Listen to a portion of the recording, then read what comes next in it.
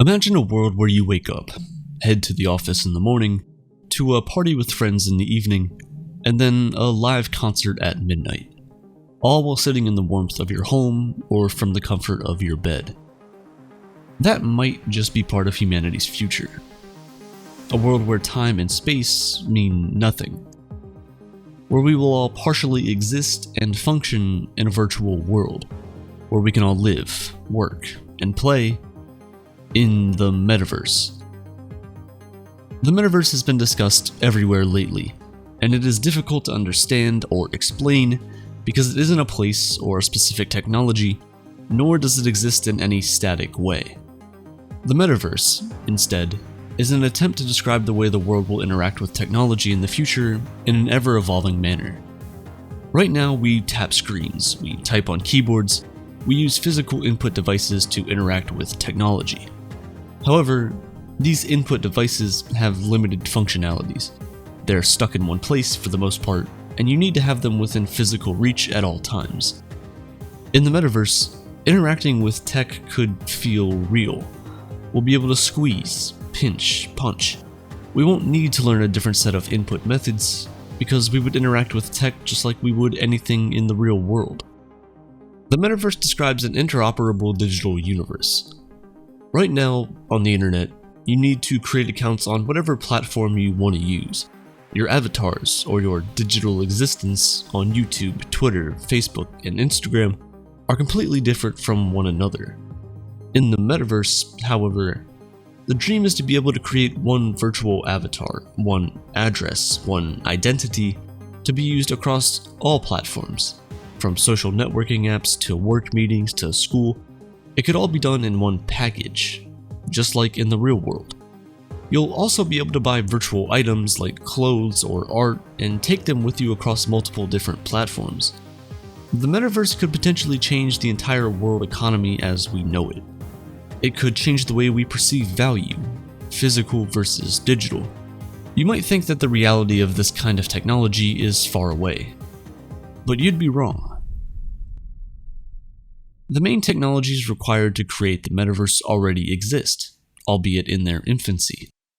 Cryptocurrencies, virtual reality, augmented reality, virtual world building, NFTs, these are the main tools that will be used in the Metaverse for now, and they're all around us today. With NFTs in particular, you can now create, sell, and buy digital items that can be completely unique and whose ownership can be traced back to you. If you leave your sweater at a random party, anyone can pick it up, take it home, and claim it as their own. But NFTs essentially tie that unique sweater to you. Anyone can, publicly, look up and see who owns that sweater. And the best part is, it cannot be taken from you. You own it, and everyone can see that you own it. And there's no central authority who can, at their own will, decide they want to take it from you. The use case for NFTs are rather high and can actually provide a lot of value to people, giving a whole new meaning to what it means to truly own something, despite it being a pretty debated topic recently. Contrary to what you may have heard, buying NFTs do not, in fact, burn down entire forests. In fact, depending on how much you value decentralization, there are options to purchase NFTs on certain platforms that have nearly zero energy costs. But honestly, NFTs, crypto, and the arguments for and against them are deserving of an entire video themselves. So back to the Metaverse. Even little things like Apple using AI to make sure your face is always in frame when on FaceTime, that might seem like nothing, are actually telling of where tech is headed. Face tracking will be one of the most important pillars of the Metaverse. As humans, we communicate a lot using facial expressions. When we're sad or happy, flustered or concerned, it shows in our faces before we even open our mouths to speak. So with good facial tracking, digital communication will be a lot more seamless than it currently is. You won't have to guess a person's tone through a text or their mood through a phone call. You'll be able to see and tell exactly what they're feeling. Now right now, it's FaceTime and Zoom calls. But eventually, imagine being in a room where you visibly feel like you're in the same room as your classmates or colleagues, when physically they could be across the planet. The world has been slowly moving towards a fully digital future, Mark Zuckerberg first bought the domain name meta.com back in 2017, and only just a few months ago has officially changed the company name from Facebook to simply Meta. The brand still has the same goal as they always have, but in the public eye, the metaverse is now everywhere. But with that being said, the pandemic has fast-tracked the coming of this technology. As the need to stay indoors to prevent the spread of the virus grew, so did the need for technology to figure out ways to do things virtually that we previously had to do in person. So everything from work meetings, school, therapy, and even musical concerts moving to the digital world. In 2019, the first concert on Fortnite, yes, Fortnite, was held. Marshmello took the world by storm as he performed a 10-minute set for around 10 million Fortnite players, which is genuinely insane when you think about the scale of it. In 2020, Fortnite again took this one step further with their Travis Scott concert. Leading up to the event, players could see the stage being built out in the Fortnite universe. As the days passed, the stage became more and more complete. This gave players the feeling of a real-life concert coming to life days before the event. When the event did happen, 27.7 million people from all over the world attended this concert, making it technically the largest concert to have ever been attended by a factor of nearly 10. This is far more than any physical concert the world has ever seen. People who would otherwise not have had access to listen to and experience their favorite artists live got the opportunity to do so from the safety and comfort of their own home during a global pandemic. Funny enough, Fortnite is currently the closest thing we have to the metaverse. Apart from concerts from some of the biggest artists in the world, you can also buy skins to design your avatar, and even learn about historical figures like Martin Luther King in a virtual environment. However, saying Fortnite is the metaverse would be like saying Google is the internet. Right now, this is how most people access the metaverse, but it doesn't even remotely come close to what the scope of the metaverse can be. VR chat is another largely popular instance of what the metaverse could look like in the future. In VR chat, you can pretty much do whatever you want. Choose your own avatar, talk with your friends, meet new people. It's honestly kind of mind-blowing. 100 years ago, we could hardly speak with someone across the planet. Nowadays, you get to see a virtual representation of people, in really any form of their choosing, from all around the world and genuinely learn about them. Think about other virtual experiences like going back in time to live with the dinosaurs as you learn about them, or going up in space in a completely virtual environment to learn about our solar system. Think about practicing a surgery before the real work is done, or meeting up with your colleagues to work on a tangible product you've been building. Elon Musk, the CEO of Neuralink and a lot of other things, recently said that the company aims to start implanting computer chips in humans this year, 2022. With this microchip, in a sense, we'll be able to control computers with just our minds. Again, you might think this is just a child's dream, or depending on your views, a dystopian nightmare, but in 2021, Paige, Neuralink's test monkey, successfully played a game of Pong with just its mind. If this is what a monkey has been able to achieve, think of what a human can do. We may be able to control prosthetic limbs like they're a part of our body, and because the machine can also send signals back to the brain, we'll also be able to feel stimuli from these limbs. We'll talk to computers with just our minds. We'll interact in the metaverse without a physical input device. Just think about what you want to do, and it's done.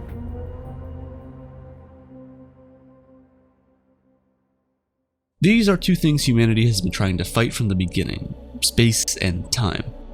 However, we've only been semi-successful with one of those things, space, and the metaverse might just be our biggest success yet.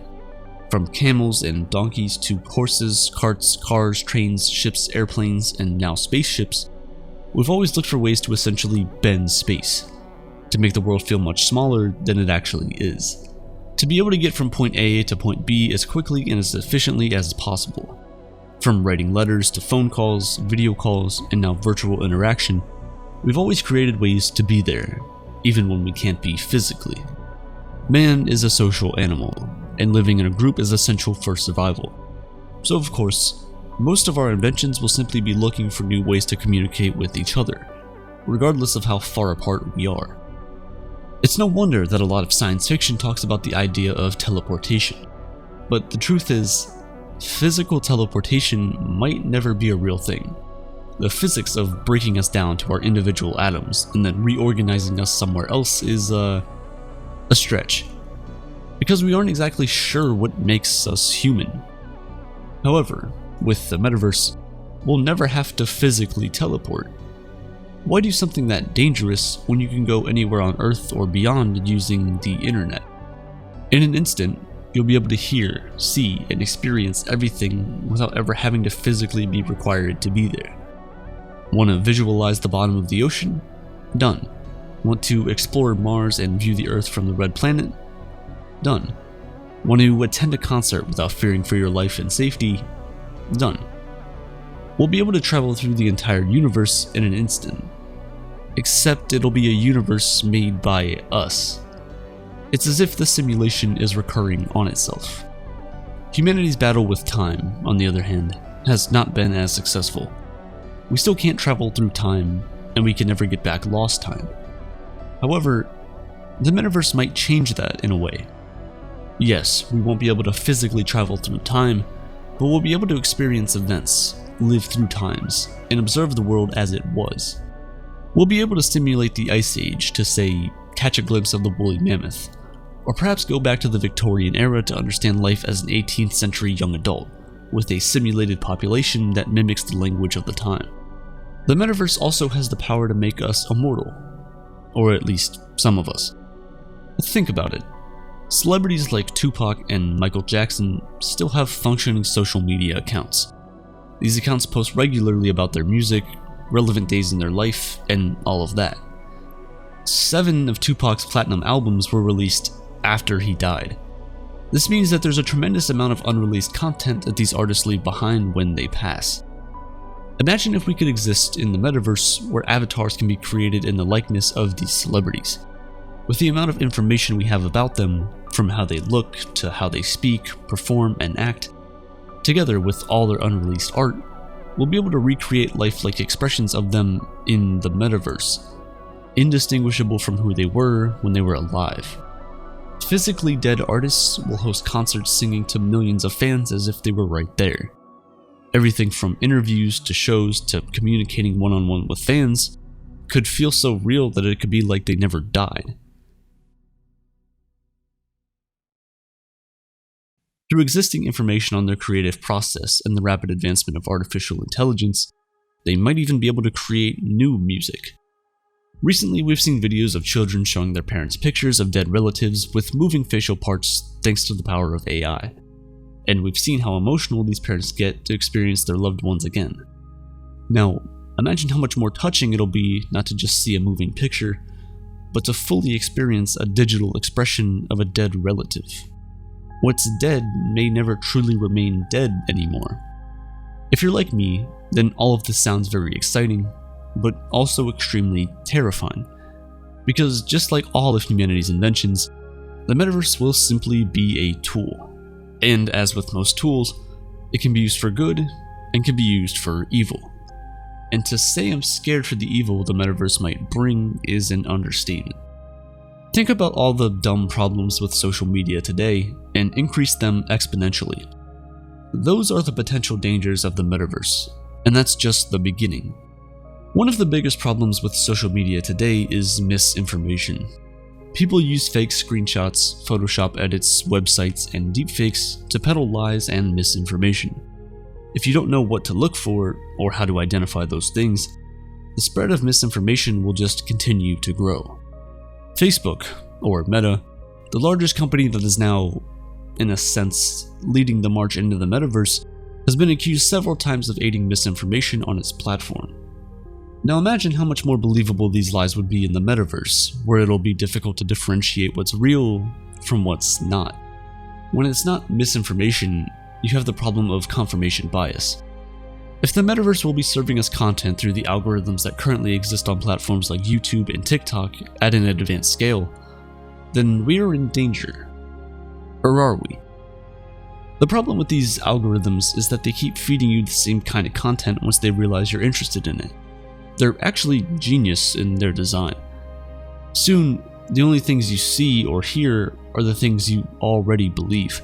No challenging ideologies, no opposing views, nothing. And for you, this is perfect. But if you're existing in a world that you know isn't real, but feels real, are there any repercussions to your actions or your beliefs?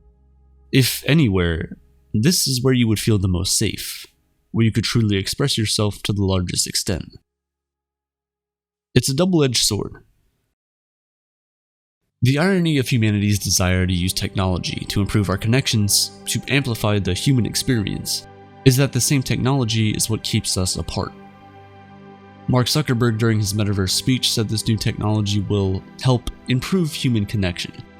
While on paper, it should make it easier to talk to people from around the world, if history is anything to go by, it'll only worsen the human connection. Today, you can see a group of friends hanging out in real life, but none of them seem to be interested in what the other has to say a lot of the time. Many of us know people that, oddly enough, seem to just hate their friends, but remain connected for social gain. And on social media apps, how many of us are actually looking for genuine connections?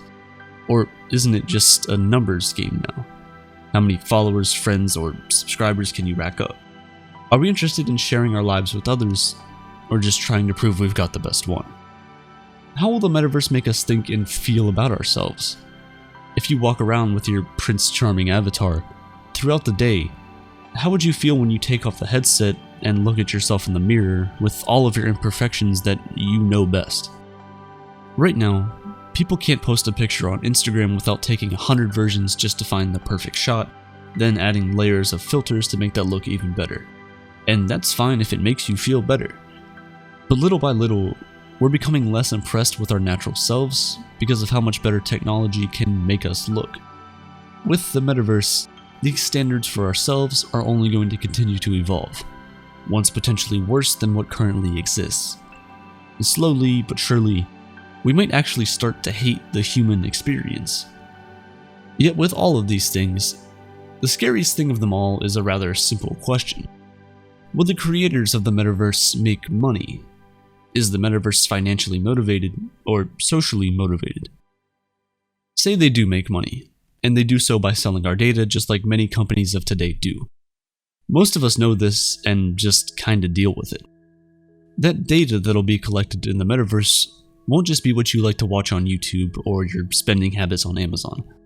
It'll be your most private thoughts, desires, and ambitions. Your literal brainwaves. That is simply way too much information to let a centralized company do with as they please. But at that point, will you even care? Will money have value to you if you're allowed to live through every desire you've ever dreamed of? Will that dopamine attachment to the green paper still matter? The reality of the matter is that the metaverse, whatever that even means, is still a fair bit away. A lot of people get dizzy from even wearing a VR headset, and the prices for these devices are still far too expensive to make them ubiquitous just yet. For all we know, this could just be the first step. However, we can never know for sure, because we were all moving on with our lives like normal when Steve Jobs dropped the iPhone in 2007. Look around now, and imagine what the next iPhone level of technology will be in another 15 years. As exciting as this all sounds though, we can only hope we don't exchange our humanity for a place in the metaverse. Humanity has never achieved anything without a bit of risk involved, but in the end, the reward could be limitless.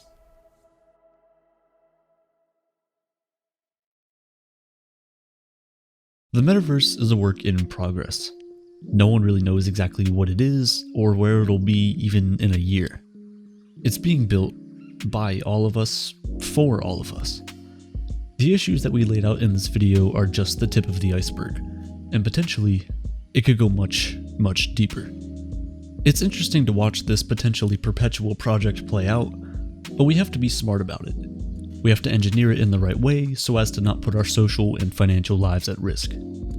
We need smart people to help tackle some of these problems and help make the metaverse a place that we can all enjoy. And luckily, Brilliant is here to help us out. Brilliant is an online interactive STEM learning platform that helps you gain a deeper understanding of concepts in math, science, and computer science by taking you through the subjects piece by piece in a visually stimulating, hands-on way. Brilliant's interactivity is the best part of their platform. With blockchain technology and coding in general, logic is immensely important. With Brilliant's interactive logic course, you can learn about multi-level thinking, something that is extremely important when building trustless systems, and see how logic-based your brain is. We all learn differently, but I think we can all agree that the best way to truly learn and retain something is by doing it. If you're interested in working on the metaverse and want to become a smarter person overall, visit brilliant.org/aperture to start learning for free. You'll also get 20% off a premium subscription, which unlocks every single course Brilliant has to offer. As always, you'll be supporting yourself and Aperture at the same time.